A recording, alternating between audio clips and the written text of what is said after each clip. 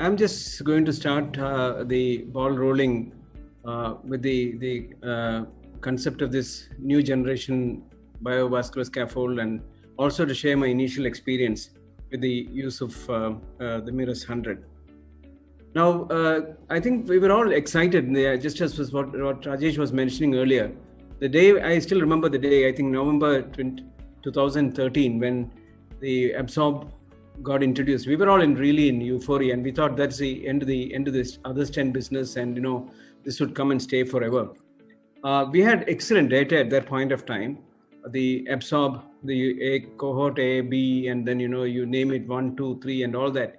More than 150,000 patients studied, and then about 12 randomized control trials, and so many registry data which was available to back it up. And we all got excited, and we were all really looking forward to people who could afford this stent and then deploy that. So I still remember this lady, one of the few patients which I had. So initially I had my own skepticism and doubt about this novel therapy, but then this was a fairly young lady, diabetic, hypertensive, class 3 effort angina, strongly positive. And I was not able to get the earlier angiogram. She had a very tight proximal LAD stenosis, and then had an Absorb, a critical proximal LAD 3/28 Absorb. Excellent result, and was on follow-up. But then she came to me in 2017 with the anginal symptoms and had a positive treadmill. And by then, all hell broke loose, and we thought that I was getting another stent thrombosis, late stent thrombosis in my hand. Well, then this lady did an angio. The stent was looking beautiful. In fact, it's not visible at all. The proximal LAD looked very good, and there was absolutely nothing. And actually, this lady had significant anemia, and that was a cause for her angina. So in fact, I had done studies on few of my patients, and fortunately, none of them really had any stent thrombosis. But then all of us know that we actually, the data is very different, and the whole therapy by 2018, the whole 2017 and 2018, this was out of the market because of stent thrombosity.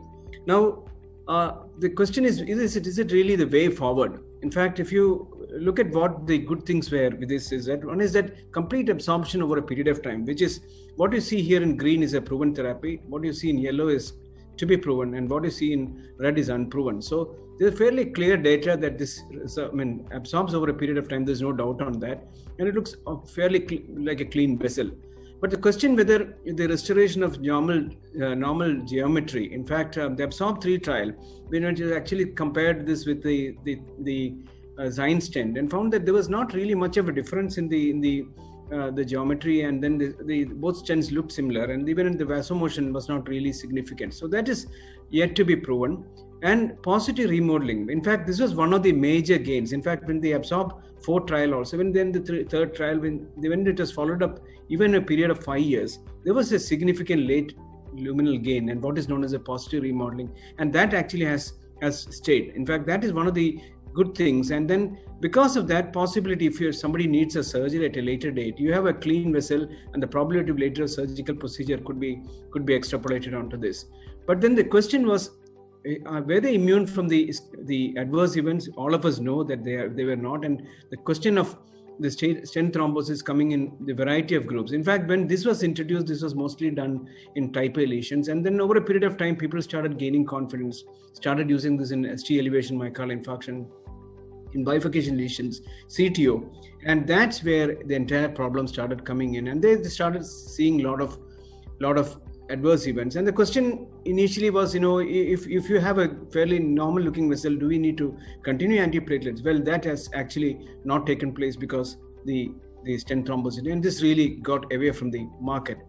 So I'm just referring to an editorial which came in 2018. BRS, is it only bad news? The Absorb trial, which was mentioned a little earlier, the 3-year results showed that they had a similar vasomotor effect for the Science V stent. So there was nothing significant. But the problem was they found that there was an increase in the target vessel infarction, probably due to thrombosis. So the major limitation as of today, we all know about it, is the increased risk of device thrombosis, and then subsequently 20% chance in mortality, increase in mortality. What really took the business away was this GHOST, the gauging the healing with an imaging therapy, the GHOST European Union registry, a fairly large number of patients which are studied, and there they documented 2.1% stent thrombus at 6 months. you must understand that when this concept got introduced, initially entire literature was only hovering around 0.9 to 1%. But then in this registry, they documented 2.1% stent thrombosis in 6 months. And the meta-analysis of stent thrombosis, 7 trials, which was actually studied into, showed again an increased stent thrombosis very early as well as the rate phase. And that was what I was trying to tell you. And when they looked into it, what they found, when they used the absorbed STEMI or the STEMI part of it, showed about 4% stent thrombosis.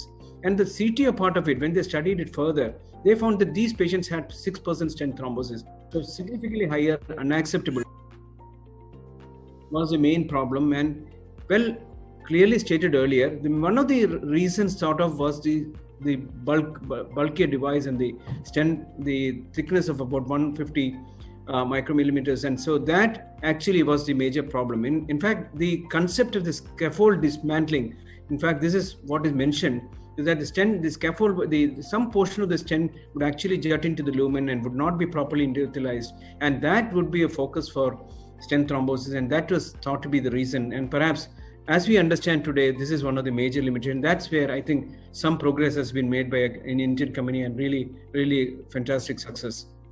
So that's where the thickness of struts, this is actually compiled in 2019. You look at the kind of research which is going on with the variety of stents available, and what we had 150 today with mirrors around 100. But I think not this bi-Abbott vascular, the 100 micro, the Falcon is again being really, really studied, and everything is kept as a big secret, and we never know what would happen in the years to come. So let me start sharing my experience, perhaps the first in a state where this was the 54-year-old gentleman who actually came to me with an NSTEMI, stable otherwise, and nothing significant about this patient. We all know the indication was only for a type A kind of a lesion. So he had actually a PTCA to a lady 2 days back, and then that was for a fairly straightforward LAD angioplasty with the Resolute tonics. And then he also had a critical RCA stenosis, and so that was what was tried there. So of course, the problem here was when you do these cases, the most important thing is that you need a good guide support, good backup wire. And this patient had actually the RCA was not, there was a little bit of an ostial disease, and so the RCA guide was not sitting proper. When you have an RCA which is looking down, my favorite choice is always a multi-purpose. And so this was pre-dilated, and what was mentioned earlier is that in these people, all these vessels need a 1:1 pre-dilatation. That was what was done. Fairly straightforward mid-RCA lesion, and then this is a stent which is seen. You can see the markers, which are radiopaque markers, which are very clearly visible on both ends. Unlike the absorbed stent, which when people who have used it, you find that it's sometimes very difficult to visualize. And then after a pre-dilatation with a 1:1 balloon, a 3.25 into 19 stent was deployed. It's important to understand that when you do a pre-dilatation, there should not be a waste, and it should be very clear. And of course, the industry now gives you a post-dilatation balloon, which is a quarter size more. And this patient was dilated the post-deployment. After that was post-dilated with a balloon up to 18 atmospheres. And that was what the final result was. There's nothing very unusual about this case. Had a decent result, and the result was looking good.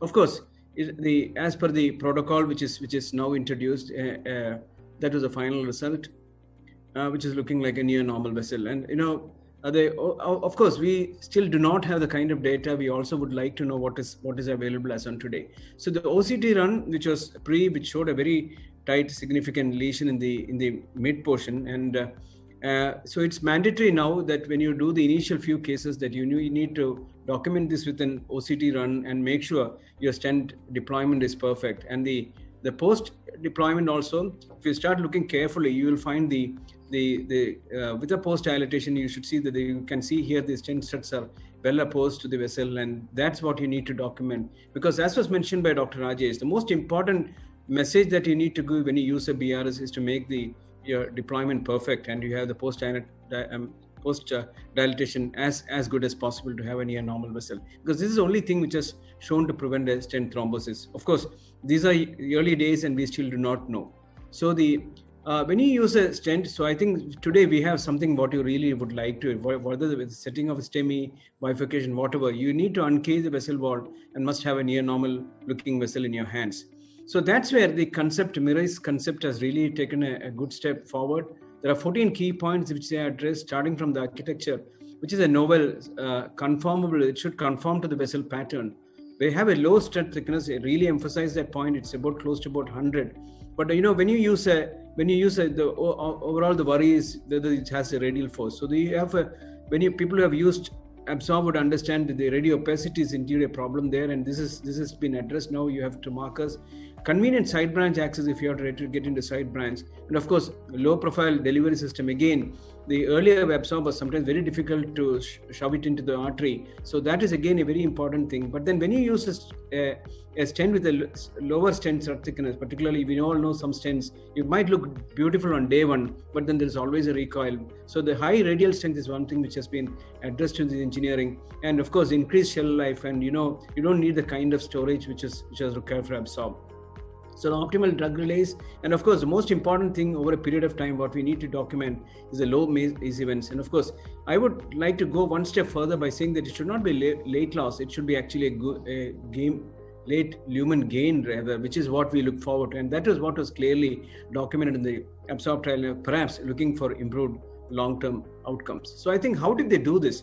Actually, if you look into the one of the best stents today available, apart from some of our favorite brands which you can take through any tortuous arteries, the Resolute Integrity has an open cell design, so the trackability is very good in this. It's almost like a hybrid where you have an open and a closed cell design, and then of course the strut thickness, it's closer to that. It's not the 60 or the 80 that we are talking about compared to the Ossiro group. The crossing profile is very good. It's unlike the Absorb where can be easily taken inside. And the RO markers, with the complete couplets of 3 RO markers on either side, makes it really opaque, and then you're fairly comfortable when you deploy, and you think that it's in a normal to normal segment. Of course, other important thing is that it can be in the room temperature, so storage is not a problem. So for those of you who are interested in knowing how this flow, I'm not really going to dwell too much time on this usual process where you go through all this process before it's marketed and reaches you. But I think it's important to note this also. But I think I would like to stress the most important things of the hybrid cell design, where you have an open cell and a closed cell, and this actually helps in the conformability as well as an easy side branch access because of the open stent design there. And it's also important to understand this, when you have a low stent strut thickness, as was mentioned earlier, the worry is about radial strength, which has also been addressed to, and the estimated degradation is over a period of 2 to 3 years, and that is something which is very important. It's led by hydrolysis, and entire scaffold is consumed over a period of 2 to 3 years. Just like what we have seen the pictures with an Absorb. In fact, we have seen pictures of even 5 years with the Absorb stent. It's almost the same. As I've shown earlier, in my case, you could see the stent initially on day 0, but over a period of time, you have a clear near normal sort of a vessel which is seen at the end of 2 years or 3 years, and that is what we need to see. And if you do a proper post dilatation and things like that, that is what you would anticipate at the end of 3 years. Again, comparing the strut thickness, what would look in an OCT in an Absorb, and this thing is much less, and that actually helps you in the better long-term outcome. Radial strength, which I had mentioned earlier, it's almost within 100. They've been able to the trade-off has been balanced, and so you don't have to worry on that front as well.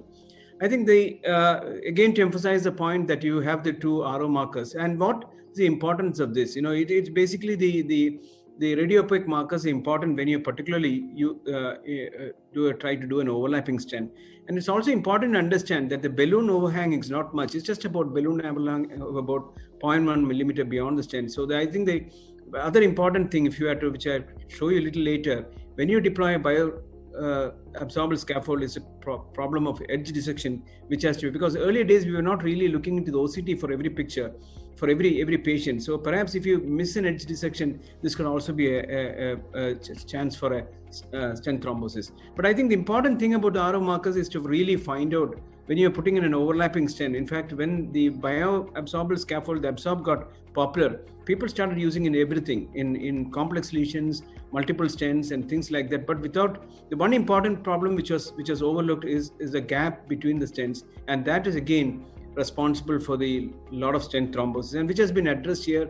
It's possible to ensure a tip-to-tip deployment, align the distal marker of the undeployed scaffold with the proximal one, and that also could be avoided. So that is perhaps the most important thing when you have these radiopaque markers which are clearly visible. And this is just an illustration from the company which has been given.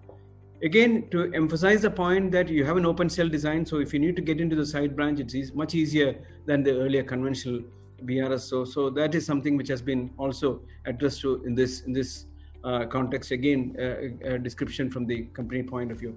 So it's important to understand that when you deploy this, the post dilatation has to be really perfect, in the sense you must use either a quarter or even a 0.5 millimeter balloon, larger balloon, and then go to the pressures of at least about 16 to 18, which is recommended. In fact, today we all know that what is recommended is the PSP technique, where you need to really pre-dilate it with a 1:1 balloon, and that's what it is important. So if you have to follow the success mantra for a balloon, for a biovascular scaffold, apart from the full treatment with antiplatelet, you must have a good guide catheter support.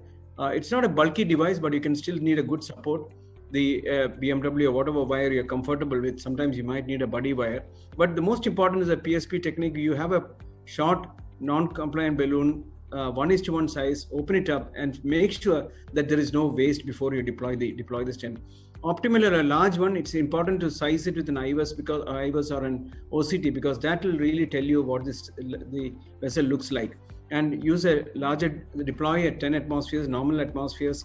And then when we used absorb, one of the techniques which was mentioned was go at 2 millimeters, hold it for a while, every 5 seconds you go upon that. And perhaps the same technique could be used here.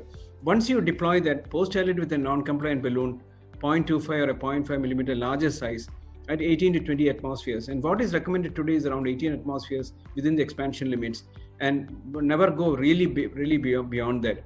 Again, finally, the use of imaging to make sure that you are really optimize the stent deployment. And once you're comfortable with this, I think that you may not need an OCT and IVUS, but then instead of image all, I think the option will be to post-dilate all. So what is the future? So this is just one of my cases, initial experience, which I just wanted to share. I'm sure there are good cases available, but then indication as of now is for a type A lesion.